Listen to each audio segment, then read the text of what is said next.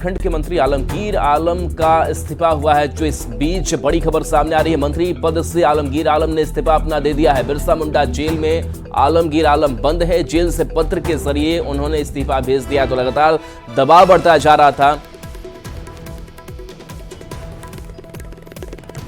तो सीएम चंपाई सोरेन, मल्लिकार्जुन खड़गे और राहुल गांधी को इस्तीफा भेजा गया है। आज इस्तीफा को लेकर के अधिसूचना जारी हो सकती है। 15 मई को ईडी ने टेंडर में कमीशन के मामले में गिरफ्तार इनको किया था। आलमगीर आलम का विभाग अब सीएम चंपाई सोरेन के पास है। तो झारखंड से ये बड़ी खबर निकल करके सामने आ रही है। और जिस तरीके से लगातार एक्शन चल रहा था आलमगीर आलम पर, इनके जितने भी विभाग थे वो पहले सीएम चंपाई सोरेन के पास गए और अब खबर ये सामने आ रही कि आलमगीर आलम ने अपना इस्तीफा जो है वो सौंप दिया था। इनके इस्तीफे को लेकर के लगातार सवाल उठ रहे थे कि जब इनके ऊपर ये आरोप, गंभीर आरोप लगे हैं, तो देरी भी हो रही है और बीजेपी भी इसको लेकर के लगातार सवाल जो है वो खड़े कर रही थी। और इस बीच खबर की आलमगीर आलम ने अपना इस्तीफा जो है वो सौंप दिया है।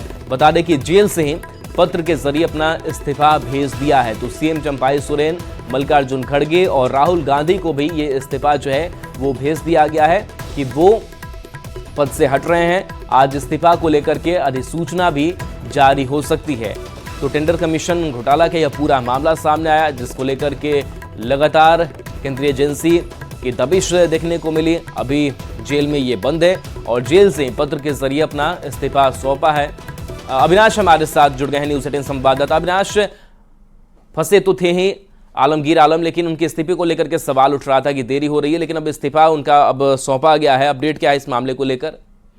देखिए, देर रात ये जानकारी आ रही है कि उन्होंने जेल से पत्र के माध्यम से, और जो जेल का मैनुअल कहता है उसी के आधार पर उन्होंने एक पत्र मुख्यमंत्री को भेजा है, राजभवन भेजा गया है, मल्लिकार्जुन खड़गे को भेजा गया है, राहुल गांधी को भेजा गया है और आज इसकी एक अधिसूचना जारी हो सकती है। अभी अधिसूचना जारी नहीं हुई है, लेकिन जो जानकारी आ रही है, और आपने सही कहा कि जिस तरह से पिछले दिनों भी अगर आप देखें कि आलमगीर आलम का जो विभाग था, चाहे वो ग्रामीण विकास की कहें, ग्रामीण कार्य विभाग की बात करें, पंचायती राज की बात करें, ये सभी विभाग मुख्यमंत्री को शिफ्ट कर दिया गया था और अब मुख्यमंत्री इस विभाग को देख रहे हैं।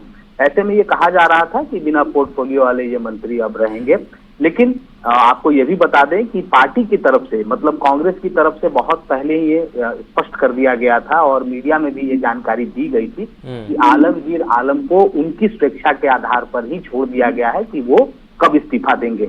इस दौरान जो चुनाव की प्रक्रिया चल रही थी और चुनाव खत्म होने के बाद ये संभावना जताई जा रही थी, उसी के आधार पर हम ये कह सकते हैं कि ये इस्तीफा अब उन्होंने भेज दिया है और जो जानकारी आ रही है ये एक्सेप्ट भी होगा। और ये कहा जा रहा है कि बहुत जल्द हम कह सकते हैं कि अगर आप सीट जो है बर्थ जो खाली हो रहा है, कल भी आपने देखा कि गांडे से जो निर्वाचित कल्पना सोरेन है उन्होंने शपथ ले ली है, तो अब ये कहा जा रहा है कि अगले कुछ दिनों में हो सकता है कि कैबिनेट में भी फिर से कैबिनेट में कुछ नए सदस्यों को शामिल किया जाए, मतलब कैबिनेट का विस्तार भी हो सकता है। जी अविनाश, अगर सियासी नफा नुकसान की अगर बात करें तो एक छवि पर भी बड़ा असर पड़ा। कांग्रेस के जेएमएम साथ थी, तो आने वाला भविष्य किस तरीके से अब आलमगीर आलम का नजर आता है? निश्चित तौर पर जो आरोप लगे हैं और जिस टेंडर में कमीशन के मामले को लेकर उनकी गिरफ्तारी हुई 15 मई को, उसके बाद से ही हम ये कह सकते हैं कि खासकर अगर हम कांग्रेस की बात करें और आलमगीर आलम की छवि को लेकर बात करें तो जरूर इसमें एक धक्का पहुंचा है और पार्टी इसको लेकर विचार भी कर रही है। चुनाव के दौरान भी जब मैं उनके इलाके में था, पाकुड़ के इलाकों में, तो वहां से जो बातचीत हो रही थी, लोग जो बता रहे थे, कुछ लोगों का ये कहना था कि ये पूरी तरह से एक राजनीति है, जबकि कुछ लोगों का ये भी कहना था कि जरूर उन्होंने कुछ किया है तभी उनकी गिरफ्तारी। बिल्कुल अविनाश, तो एक छवि पर भी एक जो असर है वो पड़ा है इस पूरी घटनाक्रम के बीच। बहुत बहुत शुक्रिया इस अपडेट के लिए आपका।